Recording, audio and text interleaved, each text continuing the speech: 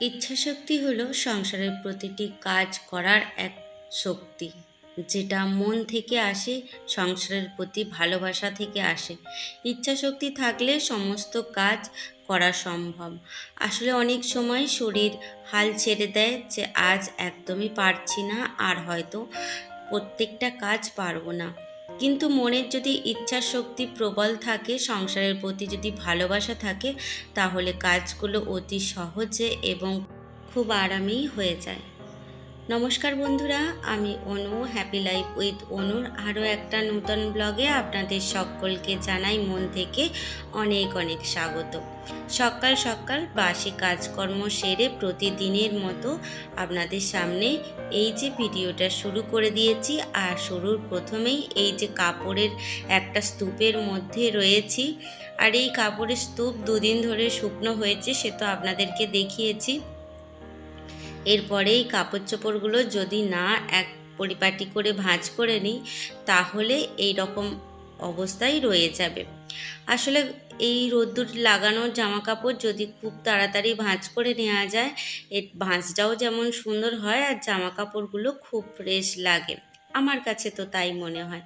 তো এই যে একদম এক বান্ডিল যাকে বলে জামা কাপড় আমি করে ফেলেছি, গুছিয়ে ফেলেছি।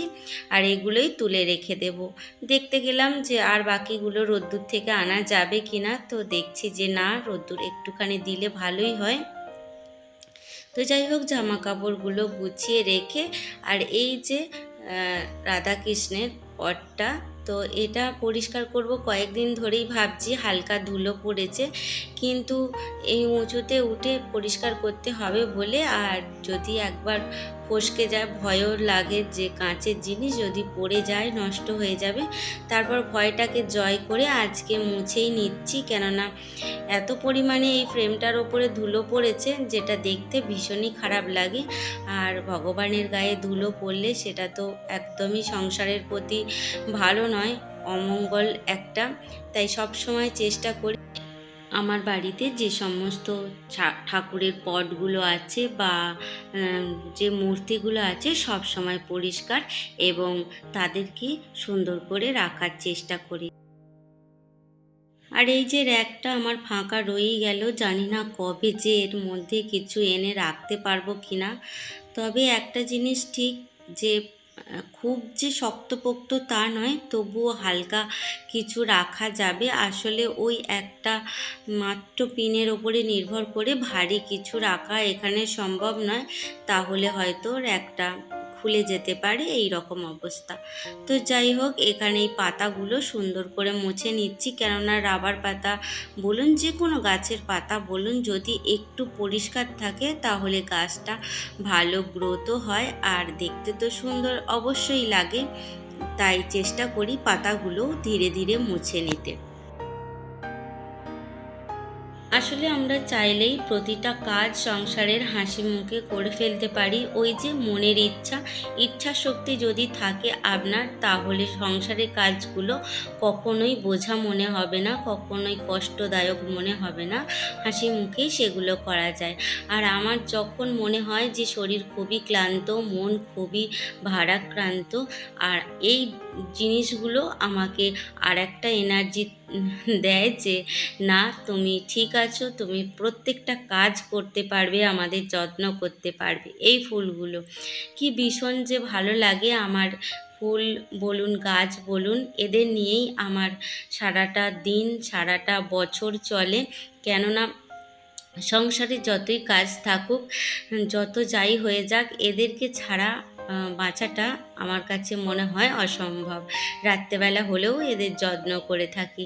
এই যে শুকনো কুঁড়িগুলো দেখছেন, এগুলো টুকে টুকে যদি ফেলে দিই, তাহলে পাশে কিন্তু আর একটা নূতন কুঁড়ি হবে, আর কালকে ফুল অনেক ফুটবে।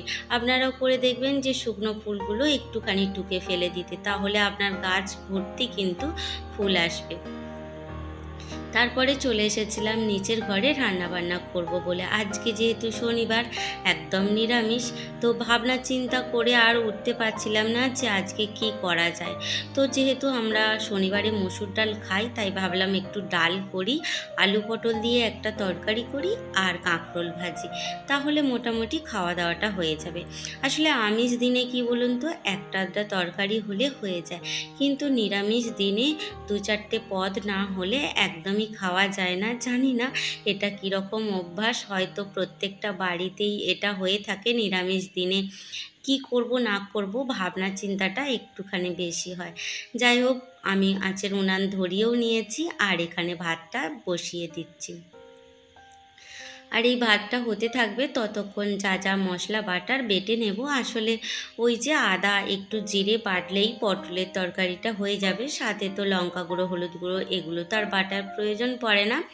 আর জানেন, এই ফাঁকে আমি একটুখানি আটাও মেখে রেখেছি আর নিজের জন্য একটুখানি পরোটা করে নেব। সকালে আলু সিদ্ধ হয়েছিল, আপনাদের দাদাভাই আর মা মুড়ি খেয়েছে, কিন্তু আজকে কেন জানি না আমার একদমই মুড়ি খেতে ইচ্ছা করছিল না। তাই ভাতটা নামিয়ে এই যে পরোটাগুলো ভেজে নিচ্ছি, তবে অনেকক্ষণ মাখিয়ে আবার বেলে রেখেছিলাম বলে এর ম্যাপটা একটুখানি চেঞ্জ হয়ে গেছে।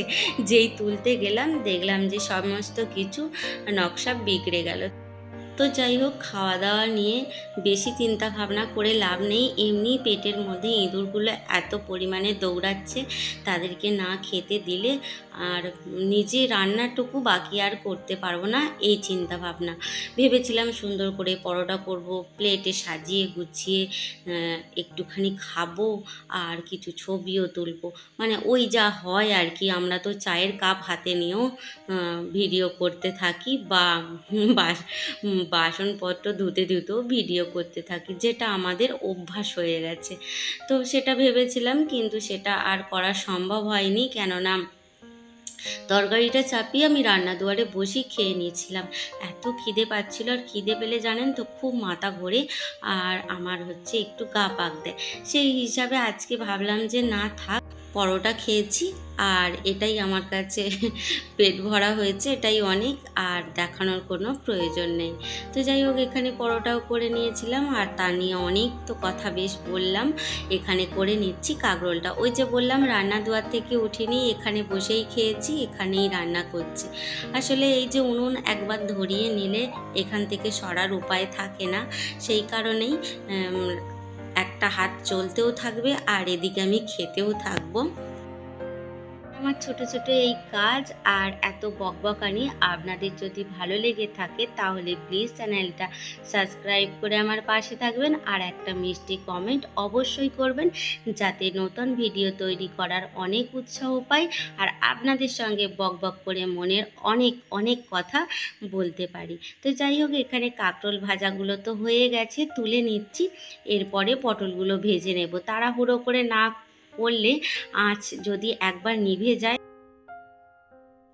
তাহলে বাকি রান্নাটা করতে ভীষণ কষ্ট হয়ে যাবে। কাঁকরোলগুলো তো ভাজা হয়েই গেল, পটলটা ভেজে নেব। আর ভেবেছি কুকারে আলুগুলো সিদ্ধ করে নেব, তাহলে রান্নাটা খুব তাড়াতাড়ি হয়ে যাবে। আর এতে কিন্তু গ্যাস বলুন কাঠ বলুন অনেক সাশ্রয় হয়। আপনি যদি প্রেশার কুকারে একটু ডাল সিদ্ধ করে নেন বা আলু সিদ্ধ করে নেন, তাহলে রান্নাটা যেমন আপনার তাড়াতাড়িও হবে, আপনার কিন্তু গ্যাসের ক্ষেত্রে অনেক সাশ্রয় হবে, আবার এই কাঠের ক্ষেত্রেও অনেক সাশ্রয় হবে। তো আমরা যেহেতু মধ্যবিত্ত, সবসময় সাশ্রয়ের কথাটা মাথায় রেখেই কাজটা করি। এক পা বাড়ানোর আগেই মনে হয় যে কতটা খরচা আছে, কতটা সাশ্রয় আছে, তবেই সেই দিকে পা বাড়াই, কেননা মধ্যবিত্ত মানুষেরা সবসময় হিসেব করে চলতেই ভালোবাসে।